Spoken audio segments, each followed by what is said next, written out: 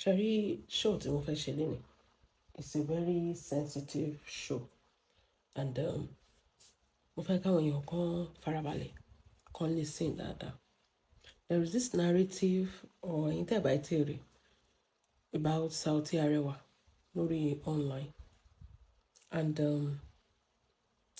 Sherry social media yìí, ayé nìyí o, ayé nìyí o. Ẹ ń sọ pé number one, téèyàn bá tóbi, ẹ̀yin náà lè máa complain pé èèyàn tóbi.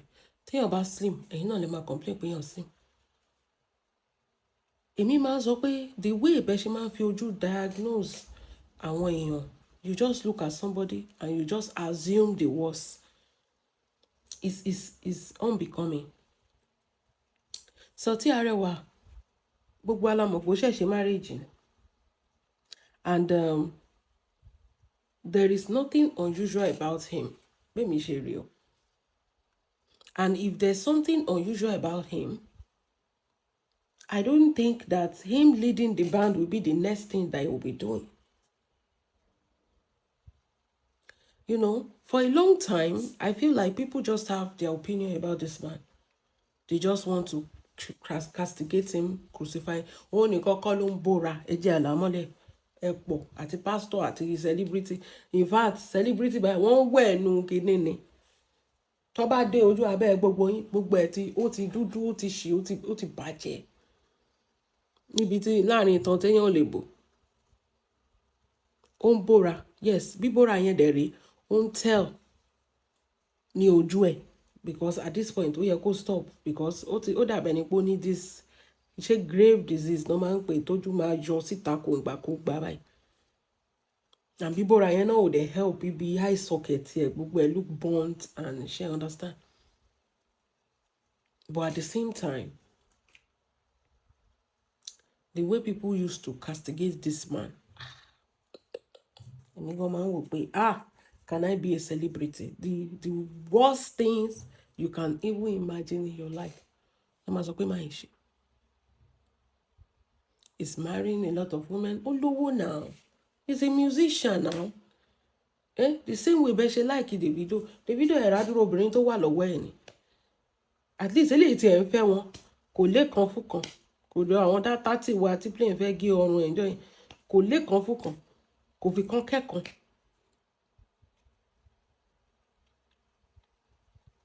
Ń fẹ́ wọn sílé ni. Oníkálukú ló ní nọ́mbà ló ní ibi tó ń gbé. Owó wà lọ́wọ́ ẹ̀, you can do it. Ó better ju kó máa fún wọn lóyún, kó máa sọ wọ́n di single mother. Ó ṣáà ń fẹ́ wọn sílé. You will just speak whatever you want to. Torí wọn sọ pé o lè please wọn lórí social media. Just do whatever you can do. Kó dẹ̀ kó kúrò ńbẹ̀. Don't even give a F about them. Mo wo kíní to drive mi ẹjẹ́ ìyàbàrà sọ́dọ̀ Wùmí Toríọlá. Ó ní tá bá lọ dó ọkọ ọlọ́kọ, ẹ̀yin náà lẹ máa pè wá lólóṣó. Ó ní òun la tún single ta tó rọra mọ̀ wá ara wa. Ẹ tún ṣì ń bínú, kí lẹ fẹ́ gogogogogogo náà? Kí lẹ fẹ́ gogogogogogo? Ẹ jẹ́ a máa consider pé celebrity àwọn people wọ̀nyí yàtọ̀ sí celebrity yẹn status lásán ni. Èèyàn náà ni wọ́n lọ́ndà ara. He did not come out to complain to us that he has an underlying illness. They assumed the worst. They assumed the worst. Ẹni ó ti kó HIV. Ẹni ó ní ikọ̀ aṣọ kọ̀. Gbogbo ọkọ̀ àwọn ọkùnrin gan at that age náà ló máa ń tóbi náà. So you understand? It's just that for a long time, ẹ mean man. For a freaking long time, ẹ mean. Celebrity làwọn people yẹn. Underneath that celebrity, they are just like you and I. Èèyàn náà ni wọ́n. Wọ́n lè èmi máa sọ pé wọ́n try o. Mi ò lè jẹ́ celebrity o. Ẹ jẹ́ àkólàkólẹ̀kọ̀. Every single time, you just be trending for no reason. Ó sùn lánàá, ó jí láàárọ̀ ìbáyìí. Wọ́n ti bẹ̀rẹ̀ sí drag yẹn. For no freaking reason. Ó ṣẹyàn, ó fàdíyà, ó bàyànjà, ó ṣépè o. Ó sùn, ó jí báyìí, wọ́n ti bẹ̀rẹ̀ sí drag yẹn. It's not a very pretty life. The man is healthy to me. He's healthy. But you people just like who you want to like and drag whoever you want to drag. Ẹ jẹ́ a máa bẹ̀rù Ọlọ́run náà. Ẹ jẹ́ a máa wò pé tó bá jẹ́ pé family wà lélẹ̀, and the comment section, orí mi ò wò. The comment section, ẹ̀yin èèyàn, the comment section ò dáa rárá. Ṣé ló dàbẹ̀ ni pé àwọn tó wà ní comment section wọ́n jọ ń sùn, wọ́n jọ ń jí, wọ́n jọ ń sùn, wọ́n jọ ń jí báyìí. The way they talk, the way they type, ẹ ti máa mọ̀ pé ayé àwọn eléyìí ti bàjẹ́. This man his music is ẹ gbàgbé nǹkan tí mo fi mọ̀ Saoty nìyẹn. Orin ẹ̀ come on, he's talented. Ẹ yọ gbogbo nǹkan kúrò. Ṣé rí talent yẹn kò ṣeé dọwọ́ bò. Orin ẹ̀ is talented. Ẹ gbà kò síbi tẹ́ ẹ lè gbé lọ, kò síbi tẹ́ ẹ lè gbé dé iwájú mi báyìí máa argue pé Ọlọ́run fi kíní yẹn, ó forin yẹn, oh my God. And the choice of marrying different women, ṣé ẹlẹ́kẹrin abẹ́lẹ́karùn kọ́ ló ti fẹ́ sìn? Ibi ìlànà Al-Quran ni. You know, sometimes I wonder, like, kí làwọn èèyàn wọn fẹ́ gan-an, because as èèyàn gan mo wonder pé kí lẹ fẹ́ gan-an náà. Tójò bá rọ̀, ẹ máa ké pé òjò rọ̀. Tí snow bá jábọ́, ẹ máa sọ pé snow ti jábọ́ jù ṣọ̀fẹ́ pààyàn ni. Tórùn bá rùn, òòrùn ti pọ̀ jù, kí lẹ fẹ́ gan-an náà. You cannot satisfy the world, you cannot tẹ́ ayé lọ́rùn. Nínú ìlànà Islam, lolúwa, bó bá ṣe lè, tó bá ti lè ṣe déédéé, oníkálukú láyé tiẹ̀. Ṣé báwọn ọmọbìnrin yẹn mọ̀ pé ó ti marry, but torí pé he's a good man. Ẹ rò pé lásán lobìnrin kan máa kó wọlé. Bó ṣe wà yẹn ṣèbélé tó sì fẹ́ nìyẹn. Àwọn kan sì tò síta tó sì fẹ́ wọlé. Ó ń tọ́jú wọn, ẹ gbàgbé. Ọkùnrin mi wà, obìnrin ẹyọ kan, kò lè tọ́jú obìnrin ẹyọ kan. Obìnrin ẹyọ kan kẹ́rù kúrò nílé lórí ẹ̀, wọn lórí. Ó ń tọ́jú wọn. Ó ń fún nǹkan tó bá jẹ́ give what belong to sister. Ó ń fẹ́ lẹ́yìn tẹ̀ kò fi kan kẹ́kọ̀ọ́. Ó mọ̀ ìyẹn náà. Ṣé rí àwọn nǹkan wà tó jẹ́ pé I will tell you the facts. Àwọn òótọ́ tẹ́ ẹ fẹ́ gbọ́ yẹn, èmi ẹlẹ́yà tí mo máa sọ fún yín, because èmi máa ń ṣe investigation mi dáadáa. The only ẹ̀ṣẹ̀ tẹ́lẹ̀ sọ pé Saoty ṣẹ̀ ní pọ́ńbóra yàtọ̀ sí yẹn. Ẹ gbàgbé. He's a very good man. Ẹ gbàgbé. He's a very good man. Mo ṣe visibility studies mi débẹ̀ dáadáa. Láàárín àwọn èèyàn gan, èèyàn gidi ni, èèyàn dáadáa ni máa. Èèyàn lè rìn kò rí máa mí o. Ẹ má get me wrong o. But òun gan ti rájí ṣubú. Èèyàn dáadáa ni. But still náà, ẹ ṣì máa wá nǹkan náà tẹ́ fi máa ṣe kíni, tẹ́ fi máa castigate ẹ̀. Wọ́n mọ̀ pé ewu gangan lẹ fẹ́ ni. Ewu lẹ fẹ́ náà. Ẹ ṣì máa wá nǹkan náà tẹ́ fi máa castigate ẹ̀. Kò dá o, kò ṣe kíní o, ó ti ṣe kíní. The things these people say, I keep looking at it like, seriously? Ẹ má gbàgbé pé ẹ̀jẹ̀ náà ràn ọ́nù vein wọn náà. They read all these things. If I can read your comments about a person that you have not even set your eyes on, mi ò mọdún tí mo ti fojú mi kàn. Ayé Naija ń gbà yẹn náà. And you have an opinion and you feel like nǹkan gbogbo tó ń ṣẹlẹ̀ sí máa yẹn ni. Ibẹ̀ mo ti rí pé the world has a problem. Ẹ yọ ìjọba kúrò. The people are the problem, are the major source of the problem. Gbogbo àwọn èèyàn tó ń sunkún lẹ́nu tó bá gbé wọn sípò ìjọba, wọ́n máa worse ìjọba tó wà náà.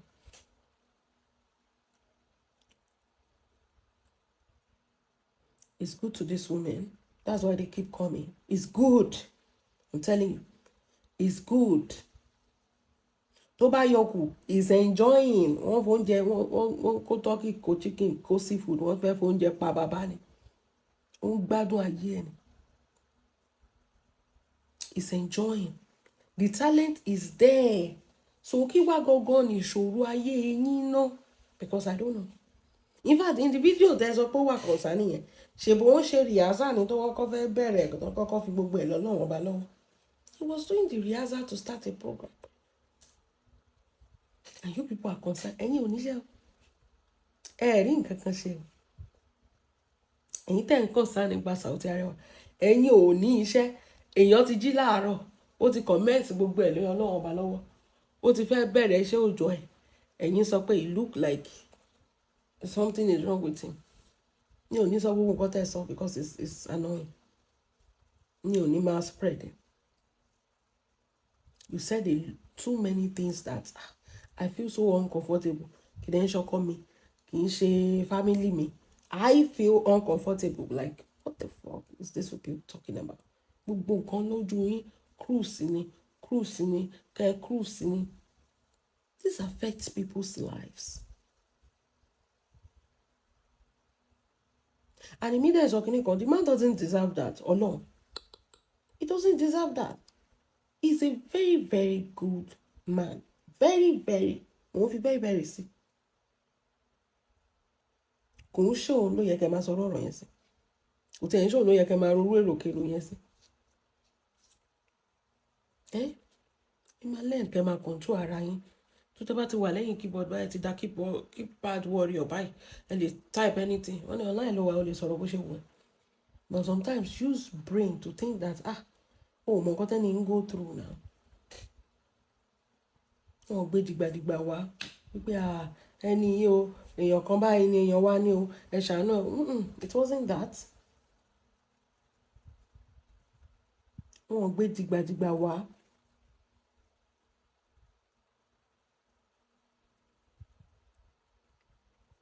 But at the end of the day ẹ̀yin ayé mojú bá yín o kò sí nǹkan tó ṣe Saoty o kò ní medical condition kò ní underlying condition Ọlọ́run dẹ̀ ní jẹ́ kí nǹkan kan ṣe kò sí nǹkan tó ṣe Saoty o àlàáfíà ló wà àlàáfíà nínú ilé ẹ̀ wà iṣẹ́ ẹ̀ ń lọ déédéé so worry about yourself the way you're worrying about celebrity tó bá yẹ pé bẹ́ẹ̀ ló ṣe lọ́rọ̀ ilé ayé tiẹ̀ ṣe ká ẹ lára position tó wà lọ́dún yìí ò ní síbẹ̀ lọ́dún tó ń bọ̀ bó ṣe rí nù Saoty méèkì owó ẹ̀ ìyàwó ń pọ̀ sí iṣẹ́ ẹ̀ lọ déédéé ìwọ ló dẹ̀ ń wọ́rí ìpa ẹ̀ tó bá jẹ́ pé you use the time you are using to focus on celebrity use it on yourself to focus on yourself ibi tó wà lẹ́ni ò ní síbẹ̀ wá ti jù bẹ́ẹ̀ lọ